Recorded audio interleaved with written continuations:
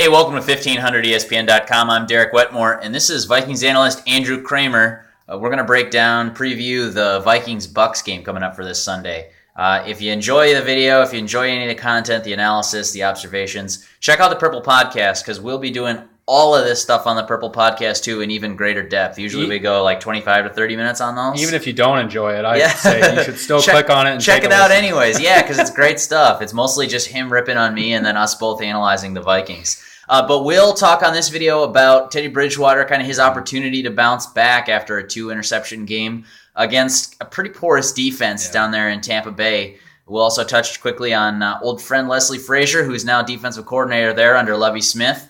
And finally, we'll talk about the one thing that the Bucs defense actually does well that the Vikings might have to watch out for. So, Andrew, first we'll start with Teddy Bridgewater. We knew there would be bumps in the road. We didn't exactly expect him to start so early. Injuries have forced that. Now he's here trying to make the best of this situation.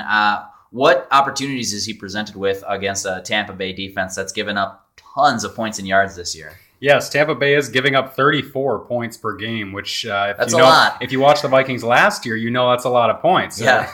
But going forward, Leslie Frazier, it's a defense that runs a scheme that is kind of out of date. But obviously, Lovie Smith now has his fingerprints, all over this defense, and so it does present some different nuances that Vikings defenders here don't necessarily know. Right. But the bottom line is they've still given up point totals like 56 to Atlanta on Thursday Night Football, 48 to Baltimore 2 weeks ago. They're coming off of a bye week, though, so they do have some time off, some rest. They're getting Josh McCown back, their quarterback, but they won't necessarily name a starting quarterback yet, so the Vikings don't know who they're preparing for. It could be Josh McCown, who came here with the Bears on December 1st to the Metrodome, or it could be Mike Glennon, I believe he's a second-year guy. So the Vikings don't necessarily know that yet, but they do know who's starting for them, the quarterback, and that's Teddy Bridgewater, who's coming off a 2-interception game. He's now got 5 picks in his last 2 games, and really he just said to him it boils down to mechanics, but obviously we know that it's a lot more than that. It's the players that are around him, whether it's the offensive line failing or receivers at times dropping passes, or Teddy Bridgewater not being accurate, missing throws, as he did a couple times with his interceptions here in these last 2 games. So he's going to have a good chance to bounce back against a pretty bad defense. But again, as you said, they do some things pretty well, so there are some things to watch out for. Right. Well, with Bridgewater, he's had problems with some of his reads. I know that's kind of been an issue. For example, the deep post to Cordarrelle Patterson recently, where he thought maybe the safety was going to run with Greg Jennings. Instead, safety Glover Quinn stayed home, ended up jumping the route and intercepting Bridgewater. Those are things that I sort of expect he will start to learn as he matures in the NFL. But I guess to put a question on it, is that just sort of the growing pains you're going to see with a rookie in his first season? It really is, and it's also the growing pains you're going to see when you have an offensive line that is not playing up to the level that you expected it to play. When you have a tackle in Mike Harris playing guard and he looks better than your other guard that's starting, that's just not a good situation for any quarterback, whether it was Matt Castle or Teddy Bridgewater or Christian Ponder. It's just not a good situation, especially when you have a rookie running back in Jerick McKinnon, and then you have receivers like Cordarrelle Patterson who are still learning the nuances of the routes they're running, and then just in general having issues with their hands and catching the ball. So it's a ton of things. There's not one issue with this Vikings offense that's holding them back, but when you have a rookie quarterback who is going through those growing pains that you just mentioned, it just compounds the other mistakes that other guys are making on the field. So there's 11 players and 11 opportunities to make mistakes for this offense, and right now all 11 guys have made some. So I've only watched one Bucs game this year. I'll defer to you then, you've seen some of the tape, seen some of their games.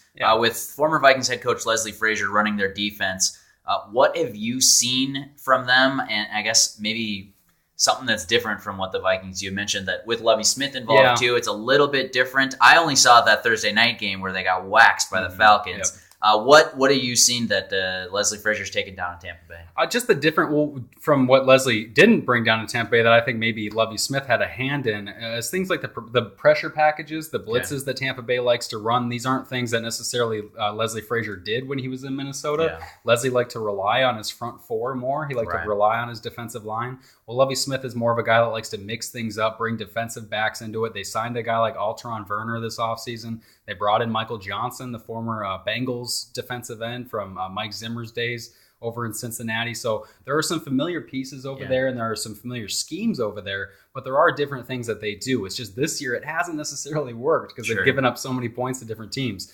But they do, I believe Teddy Bridgewater brought this up a couple times in his press conference. They do force fumbles. They've had 10 forced fumbles on the year. They've recovered 6 of them, which is up there in the top echelon of the NFL. But at the same time, their offense is turning over the ball at the same rate they're getting takeaways because they have a fat 0 in terms of their give-take ratio.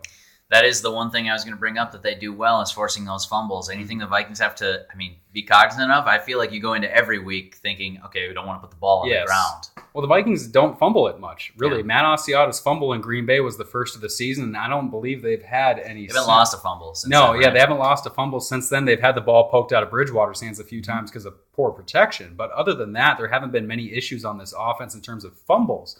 So I don't think they're already pretty sound in that area. Sure. I don't know if they have to worry about it, but still, this is Lovie Smith. You know it from his Chicago days. He teaches that punching the ball out, that playmaking mentality, which can cause some issues at times with missed tackles. But it's still something you have to keep an eye on and keep wary of. Definitely. We'll talk about that and tons of other things previewing this Vikings-Bucs game on the Purple Podcast. If you're unfamiliar where to find it, just go up to the website, 1500ESPN.com. At the top of the page, there's a link that says shows. You just drag down and you find all our podcasts there, including the Purple Podcast, where Andrew and I, twice a week, preview, break down, analyze, do everything with the Vikings, whether it's news, opinion, analysis, any of that stuff for 1500ESPN.com. So we'll have our prediction, too, on there. I know who I'm picking in this week's game. The line doesn't reflect it. I don't know who. I'm curious to see who you're going to have this week. It's not going to be whoever you're picking. Yeah, generally we're just on opposite sides of the fence. Thanks for coming to the website, 1500ESPN.com. Please do check out that podcast. Pretty good stuff on there. For Andrew Kramer, I'm Derek Wetmore. Thanks for watching. We'll catch you next time.